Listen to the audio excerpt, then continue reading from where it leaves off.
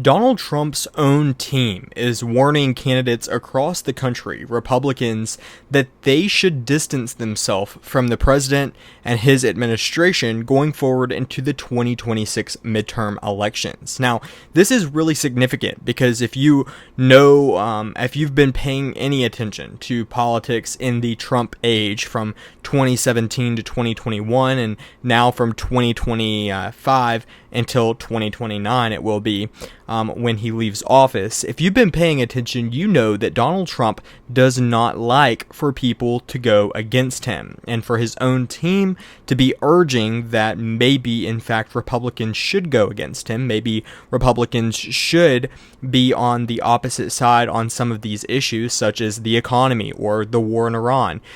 These issues are going to be very significant in the 2026 midterms, and for Republicans to be in a opportunity to distance themselves from the president, giving that, should I say, permission from administration officials is going to be significant, and we're going to talk a little bit about that in today's video. But I want to start by talking about why this is. Why are we getting this news out today?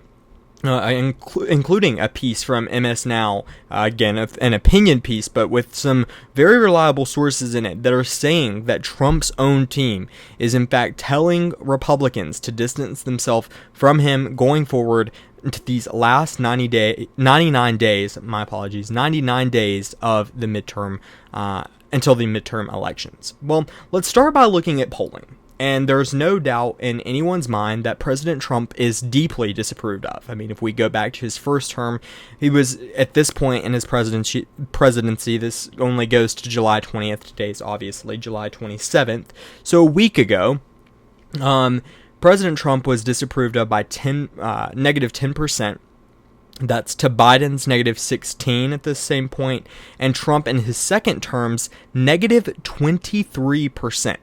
Hugely disapproved of in this second term and this second administration for President Trump, according to the polling from The Economist. So very important here and going to be significant as we head into these midterm elections, and goes to show again why Republicans are in this opportunity, saying to candidates across the nation, Republicans in specific in battleground states. We're going to see it happen in places like Michigan, in places like perhaps North Carolina or Georgia, where Republicans are officially maybe given permission to distance themselves from Trump. Well, this is why, because Donald Trump is deeply disapproved of.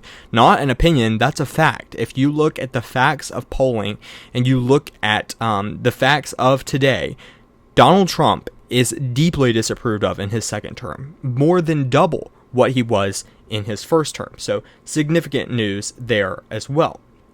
Well, let's take a look at where Republicans stand on the Senate tracking board. According to VoteHub, Republicans have about a 54% chance of controlling the United States Senate. And according to VoteHub's map forecasting, they currently have 3 Democratic flips, giving Democrats 50 to Republicans 50, with Vice President J.D. Vance breaking the tie if this was accurate and if the election was held today. North Carolina being one of them, where Roy Cooper is estimated to win by about 7.5%. Maine being another, where Troy Jackson now is expected to win by about 2%. Of course, this is all at the end of July, according to VoteHub. And then Alaska being the last one, where Mary Peltola is expected to win by under half of a percentage point, 0.2%, according to VoteHub's analysis. That's 50-50 in the United States Senate. Super close. If we were talking a year ago, this wasn't even in the drawing boards. There was no even real chance that Republicans were going to lose the Senate. But today, there's a real opportunity. If Democrats are in fact able to win in states like Maine, North Carolina, and Alaska, that gives an opportunity for Democrats to try and flip states like Texas or Ohio, maybe even Iowa. And if they were able to flip just one of those, that gives Democrats control of the United States Senate in the 2026 midterms, heading into 2027 in the next Congress. If we go over to the House side of things, Democrats have about a 73% chance of winning the United States House, so much better chance for Democrats on the House side than the Senate. This is no surprise. This typically is how this works. The party in power loses the House of Representatives. This isn't a super big shocker.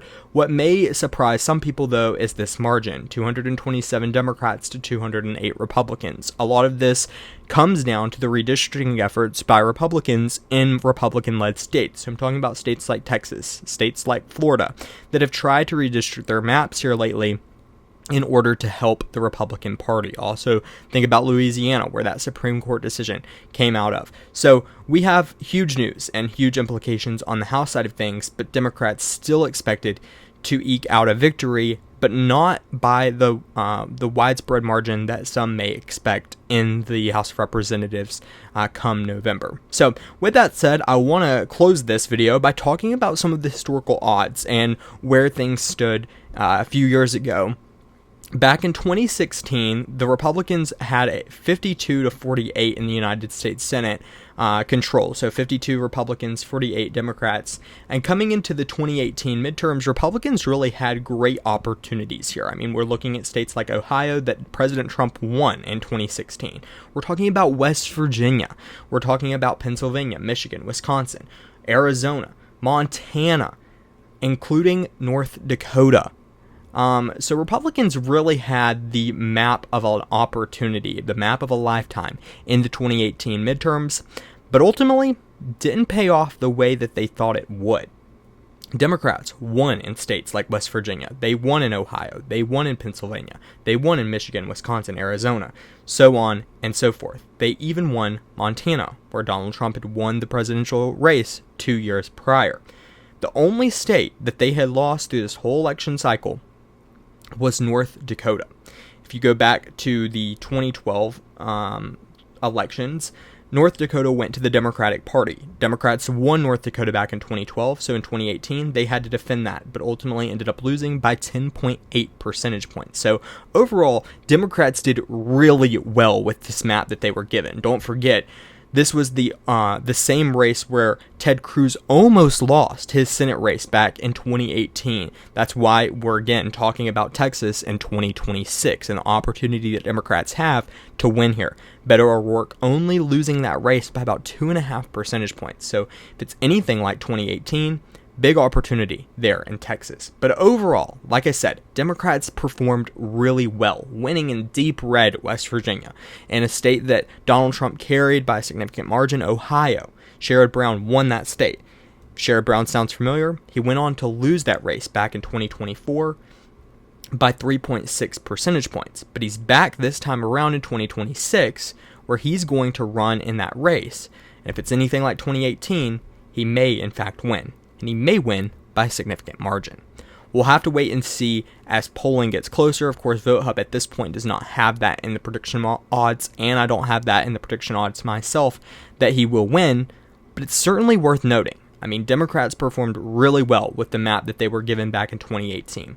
If we go up to 2022, Joe Biden actually was president at this point. This was his midterm election, and Senator Warnock held on to his seat in Georgia.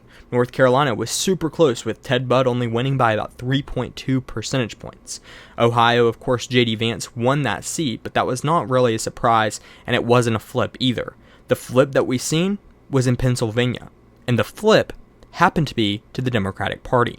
John Fetterman won to Dr. Oz by almost 5 percentage points back in 2022. And reminder for context here, Democrats had an upper hand in the 2022 midterms because of the Dobbs v. Jackson decision that overturned Roe v. Wade. Overall, this was not because Joe Biden was deeply approved of. In fact, he was more disapproved of by negative 16% at this point in the odds overall. At this point in July 17th of 2022, Biden was disapproved of by negative 16% to Trump's negative 10 when he was at the same point in his first presidency. So it wasn't because Joe Biden wasn't deeply disapproved of, but instead it was because the fact that Democrats had an upper hand and an opportunity with really bad candidates running. If I'm being frankly honest, Dr. Oz performed horribly. Even though Ted Budd won this race, a horrible candidate. Herschel Walker, really bad candidates for Republicans that they put up, similar situation happening in 2026. A lot of the candidates the Republicans are putting up aren't quite the best of the best.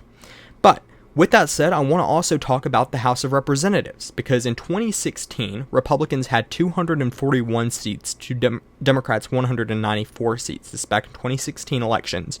2018, Democrats came through and won 235 seats to Republicans' 200 seats. So huge moments there. We've seen flips happen in states like Virginia and states like Pennsylvania and states like Michigan. I mean, huge opportunity for Democrats in the 2018 midterms. In 2020, Democrats sat at 222 to Republicans 213. Go to the 2022 midterms, Republicans barely win the House of Representatives, only winning 222 seats to Democrats 213. So very significant. When we head into these 2026 midterms, Republicans are sitting at 220 House races that they currently have. With just losing about 3 of those seats, it would give Democrats power. But of course, like we talked about before, Democrats have a really hard opportunity in states like Texas and Florida and Louisiana and some of these states that Republicans have decided to gerrymander them and give Republicans a better opportunity of winning these races.